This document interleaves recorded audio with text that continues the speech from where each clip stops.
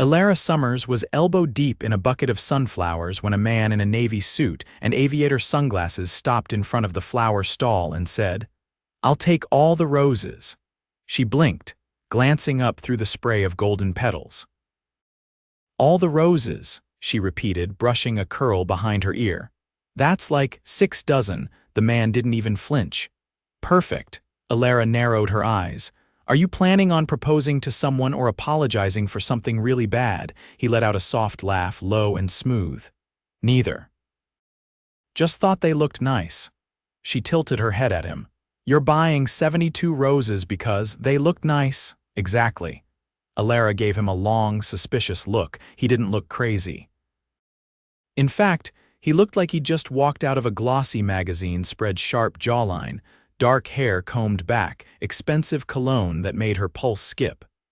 His watch alone probably cost more than her rent.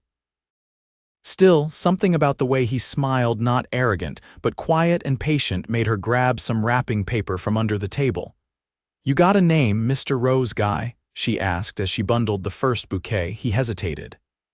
"Alec, Elara," she said, holding out her hand. He took it without hesitation, his palm warm and his grip firm. "You're new here, you could say that. Tourist?" "Something like that," he said, and there was a flicker of something unreadable in his eyes, something guarded. "I'm in town for a while, planning on buying out the whole stall while you're here," she teased as she passed him the first bundle of roses. He smiled again, slower this time. "Maybe just everything you wrap." She rolled her eyes, but her cheeks warmed. It wasn't the first time handsome men flirted with her at the flower stall, but there was something different about Alec. He wasn't pushy. He looked directly into her eyes when he spoke, and he didn't act like someone doing her a favor by being there. The total came to nearly $400. When she rattled it off, expecting him to blink or ask for a discount, he just pulled out a black card and handed it to her. Elara's heart dropped into her stomach for a second. She'd seen black cards before once, and they weren't for people who asked about prices. "You're not secretly a prince or something, are you?" she asked, swiping the card. "No, but I've been accused of worse." She gave him a look. "Like what? Being boring," she laughed. "I doubt that." He glanced down at the wrapped roses in his arms. "Maybe I'll see you tomorrow." "I'm here Monday through Thursday," she said before she could stop herself. "Afternoons." He nodded once, then turned and disappeared into the street, vanishing into the Manhattan crowd like he hadn't just dropped almost $500 on flowers for no reason. Elara stared after him, heart thudding harder than it should have for a man she'd just met. The next day, Alec came back. This time, he wore a dark charcoal coat and brought her coffee from the cafe down the block. "I guessed oat milk," he said, setting the cup beside the vases. "You look like an oat milk kind of girl." She lifted the lid, sniffed, and raised a brow. "Lucky guess, or careful observation." "You've been observing me?" she asked with a mock gasp. He grinned. "Only yesterday, you were drinking something iced with cinnamon sprinkles." "I asked the barista." Elara stared at him. "You realize that's a little creepy, right?" He looked genuinely amused. "I'm trying to be charming." "Well, you're dangerously close to succeeding." After that, Alec came by every single time she worked. Sometimes he bought roses, sometimes he didn't. But he always brought coffee or pastries, and he always stayed. He helped her move crates, listened as she rambled about flowers, told her stories about cities he'd visited without ever saying what he did or why he was in Manhattan. One afternoon, as she was restocking daisies, she asked, "So, are you ever going to tell me what you actually do?" He leaned against the table, arms crossed. "What do you think I do?" "Something rich," she said immediately. He laughed. "Something rich? You wear $1,000 shoes and carry a phone that's probably not even out yet. You've never asked about a price, and you bought 6 dozen roses for no reason." Alec looked impressed. "You're observant, comes with the job." He tilted his head. "What if I said I was a consultant?" "I'd say that's code for something shady." He chuckled, then looked at her in that quiet way again, like she was the first real thing he'd seen all day. "Let's say I'm someone who's trying not to be defined by what I do," he said finally. Elara blinked. That's surprisingly deep. Don't get used to it. They kept talking until the sky turned pink and the streetlights blinked on. She didn't know what it was about Alec. Maybe it was the way he listened. Or the way he never made her feel small, even though he obviously came from a world far above hers. Maybe it was the way he never pushed, just stood there patiently like he had all the time in the world to wait for her to trust him. Whatever it was getting harder to ignore. When she got home that night, her roommate Leela raised a brow. "You've got that look." "What look?" "The look of someone who's falling for a guy she knows nothing about." Elara flopped on the couch. "I know his name," Leela snorted. "Do you though?" Elara groaned. "He's just different." "Leela, I don't know. I feel like I can breathe when he's around, like he sees me." Leela gave her a long, knowing look. "Just don't lose yourself in someone who might not be real." But Alec felt real. Every time he looked at her, spoke to her, or just stood silently while she arranged flowers, it felt like he saw straight through the noise and liked what he found there. She didn't know his last name. She didn't know what he did. But every time he walked up to the stall, her heart beat faster. And then, one rainy afternoon, everything shifted. She was packing up early, the weather-killing business, when Alec showed up in a sleek black car and stepped out with an umbrella. "Come to dinner with me," he said, holding it open. She hesitated. "Like fancy dinner?" "Very." She stared at him. "I'm wearing sneakers," he smiled. "I'll buy you new shoes on the way." Her heart jumped. "That is the most ridiculous sentence anyone has ever said to me." "Is it a yes?" Elara bit her lip. Rain pattered against the umbrella, the city blurring behind him in grays and lights. And for the first time in forever, she let herself say yes. The restaurant was tucked into the upper floor of a building Elara had never even noticed before, its entrance marked by a discreet brass plaque, and a valet who opened Alec's car door the moment it stopped. The kind of place that didn't advertise because it didn't need to. Inside, it was all dim lighting, candlelit tables, and a hushed atmosphere that made Elara instantly aware of her posture. She changed into the heels Alec had insisted on buying her, deep burgundy, buttery soft, and unlike anything she'd ever worn. Her dress, chosen from a boutique that didn't have price tags, clung to her waist like it had been waiting for her. "This place looks like it charges you for breathing," she muttered as they were led to a table near the windows overlooking the city. Alec looked amused. "I'll cover the oxygen." "No wonder you bought all those roses," she said, glancing around. "You're clearly allergic to normal places." He leaned back in his chair. "Normal has never done much for me." Elara studied him across the table. In the soft lighting, with the skyline glittering behind him, he looked even more impossible. And yet, he was watching her, not the menu, not the view, as if her reaction mattered more than anything else in the room. "So," she said, unfolding her napkin, "since I'm now dining in a place where the waiter wears cufflinks that probably cost more than my car, are you finally going to tell me what it is you actually do?" Alec didn't answer immediately. He reached for his glass of water, took a sip, then set it down without looking away from her. "I own a few companies," he said at last. "Tech, mostly real estate. I invest in things that interest me." "You mean you're a billionaire?" He didn't flinch. "I didn't come to the flower stall looking to impress you with a number." "I know," she said quietly, "but I still want to understand why you were there in the first place." His expression shifted, the charm settling into something more serious. "I needed something honest." Elara blinked. "You think selling flowers on the sidewalk is honest?" "I think you are," he replied. "You didn't ask who I was or what I could give you. You just looked me in the eye and asked if I was planning to propose or apologize." She felt her cheeks flush, not from embarrassment, but from the weight of his words. No one had ever said something like that to her before. Certainly not over veal carpaccio and hand-rolled pasta. "I didn't expect any of this," she admitted. This place, tonight." "I didn't either," he said, "but I kept coming back for a reason." Their food arrived, but Elara barely noticed what she ate. Every time he spoke, she found herself leaning closer, pulled in by the quiet steadiness in his voice. He asked about her childhood, what made her pick flowers over everything else. He listened when she told him about her mother's garden and the way she used to name each bloom like it was a person. He laughed when she confessed she still talked to the peonies before arranging them. "I like that about you," he said. "You don't filter yourself." "I'm pretty sure I do," she said. "You just bring out the parts I forgot I had." After dessert, something decadent with dark chocolate and sea salt, Alec stood and offered his hand. "I want to show you something." She hesitated, but he was already leading her back to the car. They drove in silence for a few minutes before the car pulled into an underground garage. When the elevator doors opened, it led directly into a massive glass-walled penthouse flooded with warm light and sleek furnishings. The city stretched out in every direction, sparkling like something alive. Elara stepped inside slowly.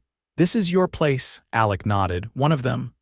"I don't even know what to say to that." "Don't say anything." He walked to the floor-to-ceiling windows. "Come here," she joined him, their reflections faint against the glass. "I come up here when I need to remember what matters," he said. "From here, everything looks small, the noise, the pressure, even the money." She turned to look at him. "And what matters?" He looked down at her. "Right now, you," her breath caught. "You don't know me," she said, voice barely above a whisper. Alec's gaze didn't waver.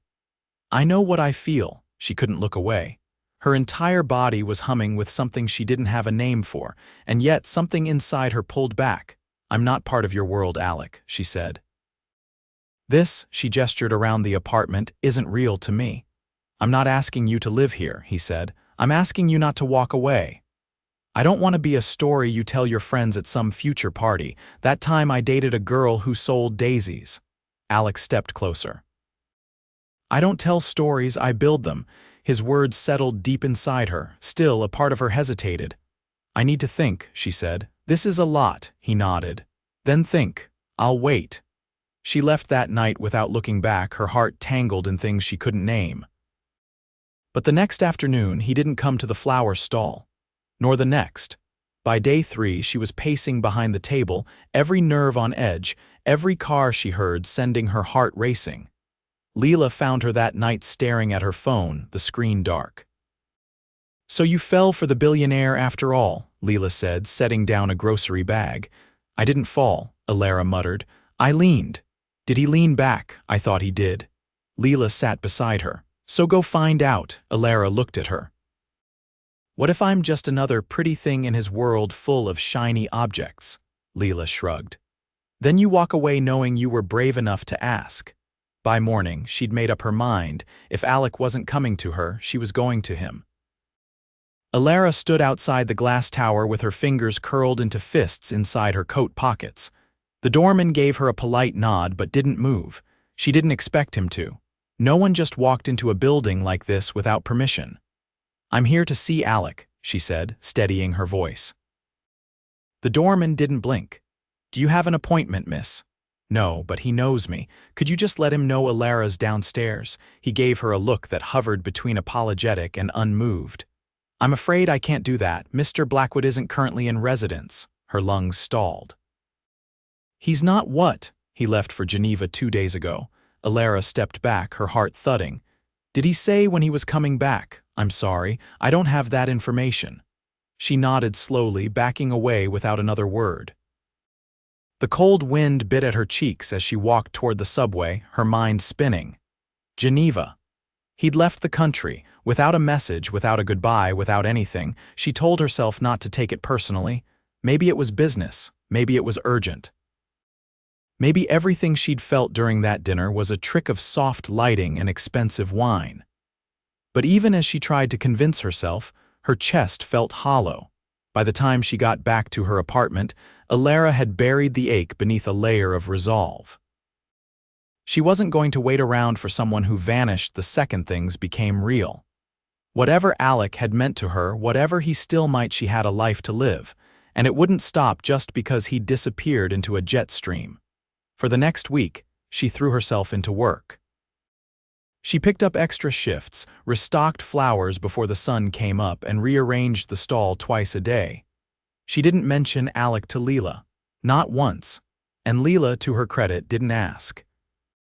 But then, 10 days after Alec's disappearance, a sleek black car pulled up to the curb while Elara was trimming hydrangeas. She didn't look up until the door opened. A tall woman stepped out. Mid-40s, elegant and dressed like she belonged on the cover of a European fashion magazine. "Elara Summers?" she asked. Elara straightened. "Yes, I'm Clarice Rousseau. I work with Alec." Elara's eyebrows drew together. "Work with him how? I manage certain aspects of his personal life. I'm here because he asked me to be." Elara set down the scissors. "Is he all right?" Clarice's eyes softened just a touch. "He's fine, but he made an error, one he regrets deeply." Elara crossed her arms. "Is that so?" "He didn't tell you who he was because he wanted something real. He didn't expect to care as much as he did. And when he realized he did, he panicked. He left the country." "Yes," Clarice said gently. "To avoid showing you the worst version of himself. Alec's not used to vulnerability. It terrifies him." Elara blinked. "Why are you telling me all this?" "Because he's back. And he's not going to forgive himself if he doesn't find you." Elara hesitated. "Did he send you to talk me into something?" "No, he doesn't know I'm here. But I've known him 10 years and I've never seen him this shaken. He's done chasing the next big thing. He wants something he can hold on to." Clarice handed her a small white envelope. "This is the address for tonight's event. He's being honored by the city for one of his foundations. He won't expect you there. But if you want answers, if you want to look him in the eyes and decide for yourself, you'll find them." The woman turned and climbed back into the car. Elara stared at the envelope for a long time before opening it. That night, she stood in front of the hotel ballroom's double doors in a dress Leela had insisted she wear: black velvet, high neckline, and sleeves that whispered elegance. She'd barely touched her makeup, but felt more powerful than she ever had in her life. Inside, chandeliers glittered above 100 guests dressed in black and gold. Waiters moved like shadows between tables. At the far end of the room, Alec stood on a stage, accepting a plaque from the mayor. He looked different. Tired, maybe, or just less guarded. But when his eyes scanned the room and locked on her, everything else fell away. He stepped off the stage without waiting for the applause to die. "Elara," she took a slow breath. "That's a dramatic way to say hello. I didn't think you'd come." "I almost didn't," he nodded. "I deserve that. You left. I know. You didn't call. I was afraid I'd say the wrong thing." "You already did," she said, "by saying nothing." He stepped closer. "I've spent my life hiding behind everything I built. People see the money, the power, the name, but not me. You did. And it scared the hell out of me." She looked up at him. "Then why am I here, Alec?" "Because I need to say something I should have said a long time ago." He glanced around the room, then turned back to her. "I don't care if you sell flowers for the rest of your life or decide to run a farm in the middle of nowhere. I fell for you, Elara. Not the version of you that fits into my world, but the one who makes me want to build a new one." She stared at him, her heart pounding so loud she barely heard the room. "You can't just say that after disappearing." "I know," he said, "which is why I'm not asking you to forgive me tonight. I'm asking you to let me prove that I'm still here, that I'm not walking away again." She hesitated. "I don't want to be a footnote in your story." "You won't be," he said. "You'll be the moment everything changed." The silence stretched between them, full of things neither of them knew how to name. Finally, she said, "You get one chance, Alec, one." He reached for her hand. "That's all I need." As the orchestra began to play something slow and sweeping, he led her onto the dance floor. The crowd faded. The city disappeared. And in Alec's arms, Elara felt something she hadn't felt in weeks: peace. But she also knew this wasn't the end. Not yet. Trust had to be rebuilt. And love, no matter how powerful, needed something stronger to hold it. The next morning, Elara woke to a knock on her door. She opened it to find a young man in a fitted navy jacket holding a square box and a single lily wrapped in white silk. "Delivery for Elara Summers," he said with a respectful nod. Her fingers hesitated over the ribbon on the box. "From who?" He didn't answer, just smiled and walked back toward the elevator. Inside the box were a pair of delicate gold earrings shaped like tiny stars and a handwritten note on thick linen paper. "You once told me you talked to flowers before arranging them. I hope these whisper back." Alec, she stared at the note for a long moment before setting it down, her heart caught between awe and something even deeper. She knew what he was doing.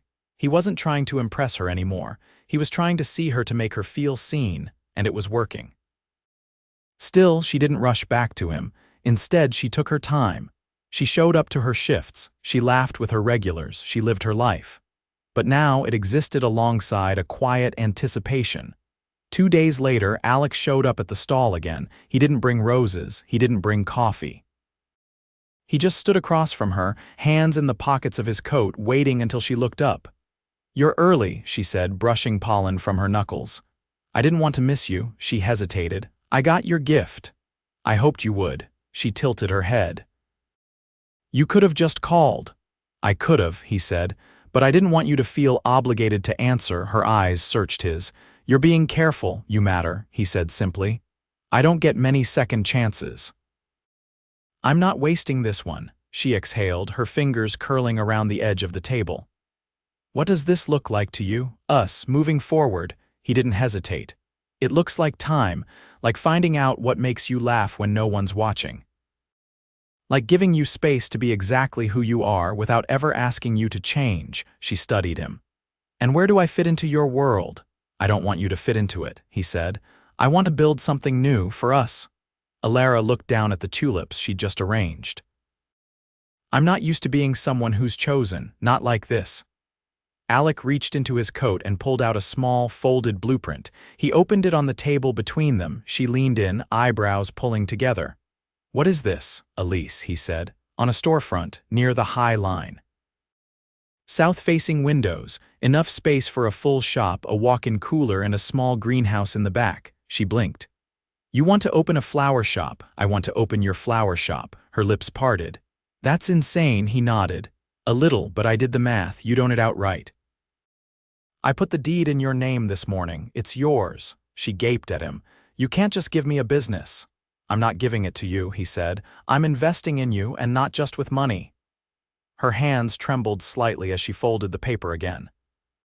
"You really did fall for me, didn't you?" He stepped around the table and took her hand. "Harder than I thought possible." She looked up at him, tears pricking the corners of her eyes, though she blinked them back. "I'm scared," she said. "I am too," he admitted. "But I'm more scared of not trying."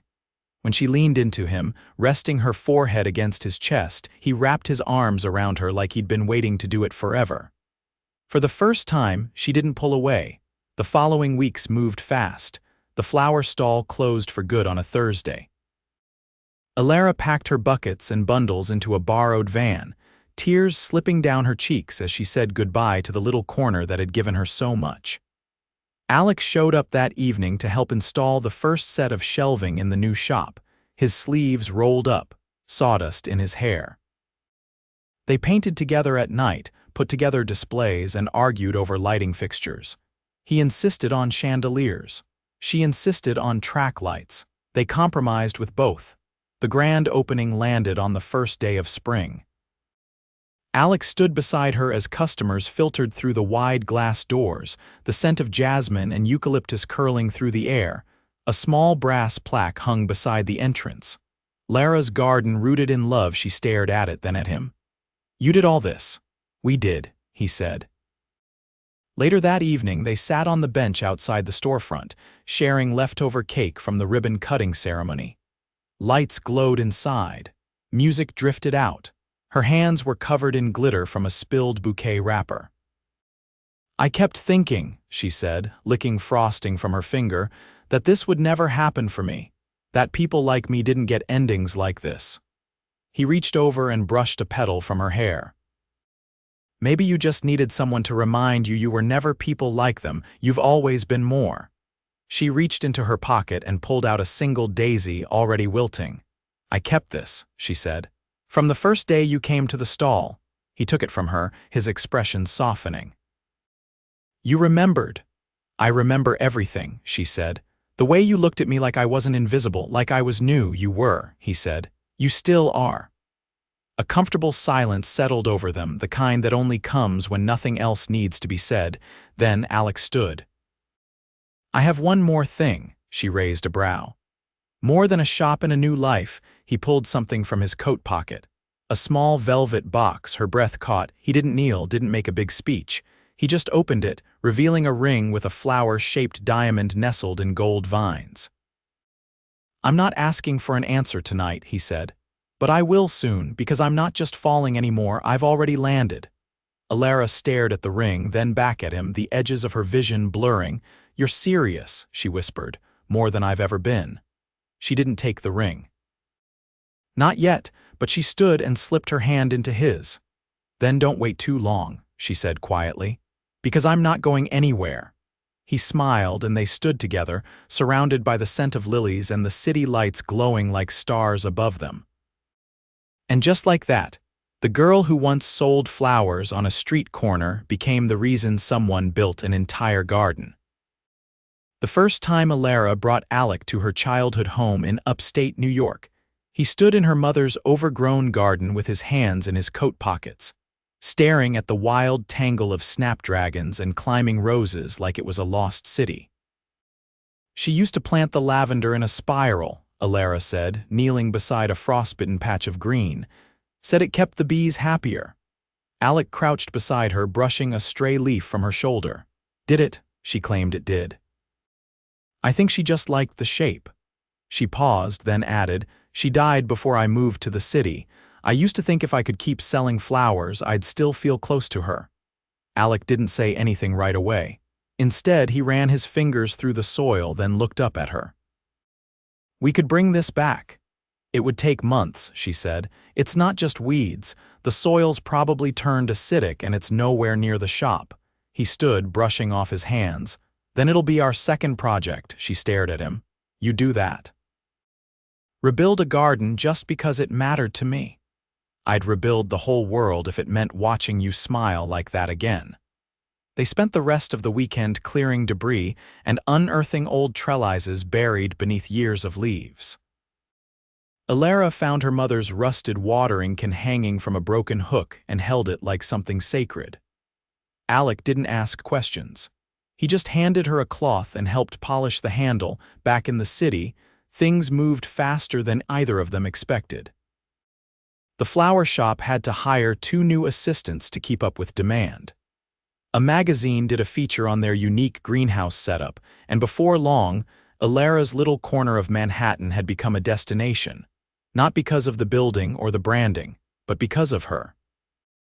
One evening, after a long day of consultations for a luxury wedding order, Alec surprised her with 2 train tickets. Venice, she asked, reading the embossed itinerary. You once said you'd never seen a canal in real life. That was months ago. I remember everything you say. She stared at the tickets, then at him. Can we really leave the shop right now? I already arranged coverage. Clarice handled it. She raised an eyebrow. Clarice works for you. Not me, she insisted, Alex said. Apparently, she's emotionally invested now. Venice was a dream neither of them had realized they needed. They rode gondolas at dawn, wandered past open-air markets and kissed under bridges without thinking about anything except the way the other person felt in their arms. Alec, usually so composed, was different there. Lighter, quieter. He bought a sketch from an artist in the square, a crude watercolor of 2 people holding hands, and told Elara he wanted to hang it in the shop. I don't care if it's crooked, he said. It looks like us. On the last night, he took her to a rooftop garden overlooking the Grand Canal. There were no speeches, no crowd, just a violinist in the corner and the scent of jasmine on the breeze. Alec took her hand as the sun dipped behind the domes of the city. I've never believed in fate, he said, but I believe in you, and that's enough. She leaned into him. Then ask me again. He pulled out the ring, the one she hadn't taken the night of the opening, and knelt on the rooftop tile. Elara Summers, will you be the reason I wake up every day and remember I'm not alone in this world? She didn't cry, though her eyes blurred. Yes, she whispered, pulling him to his feet. Yes to everything. They returned home to a spring that bloomed brighter than any before. They married in the garden they'd restored together, surrounded by flowers grown from the soil her mother once tended. The ceremony was small, just friends, a few family members, and the staff from the shop. Alec wore dark blue, not black, and Elara walked barefoot through the grass, her bouquet made up of daisies and lavender spiraled in a circle. Leela officiated, her voice shaking as she declared them husband and wife. Later, as the sun dipped behind the trees, Alec pulled Elara into a slow dance beneath the string lights. "You know," she whispered, resting her head on his chest, "I used to think people like me didn't get this kind of ending." He kissed her temple. "Then I guess I'm not people like you. I'm just the guy who was lucky enough to find you. Years passed, but nothing faded." The flower shop became a local treasure, known for its artistry, and the couple who ran it with equal parts stubbornness and love. Alec scaled back his business ventures, choosing instead to invest in small projects that aligned with their values: community gardens, sustainable urban spaces, and a foundation in her mother's name that helped young florists open their own shops. They traveled, but they always returned home. To the garden, to the shop, to the life they'd built from soil and second chances, and every year on the first day of spring, Alec bought Elara 6 dozen roses, not because he needed to impress her, but because he still remembered the day he met a girl behind a flower stall and asked for every rose she had just to have a reason to come back again.